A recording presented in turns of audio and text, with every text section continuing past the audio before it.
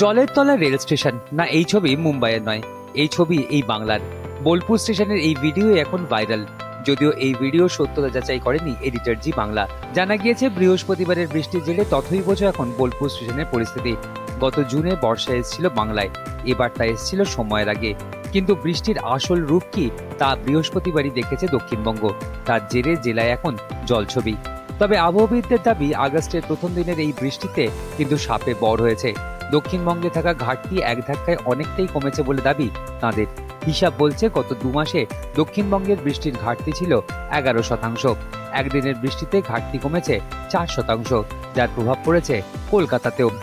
আলিপুরের দেওয়া হিসেবে উল্লেখ করা হয়েছে, বৃহস্পতিবার পর্যন্ত কলকাতায় বৃষ্টির ঘাটতির পরিমাণ ছিল 29%। শুক্রবারের পরিসংখ্যান বলছে সেই ঘাটতির পরিমাণ কমে হয়েছে 24%। অর্থাৎ একদিনে কলকাতায় ঘাটতির পরিমাণ 5% কমে গিয়েছে। শুধু কলকাতা নয়, গত 24 ঘন্টায় বৃষ্টির ঘাটতির পরিমাণ কমেছে দক্ষিণবঙ্গের বিভিন্ন জেলায়। আগামী 24 ঘন্টায় যা পূর্বাভাস, তাতে কলকাতা সহ দক্ষিণবঙ্গের একাধিক জেলায় বাড়তে পারে বৃষ্টির দাপট। আলিপুর জানিয়েছে, শুক্রবার সকাল 8:30 পর্যন্ত রাজ্যের সবচেয়ে বেশি বৃষ্টি হয়েছে বীরভূমের ঘেরোপাড়া এলাকায়। সেখানে বৃষ্টির পরিমাণ ছিল 24 সেন্টিমিটার।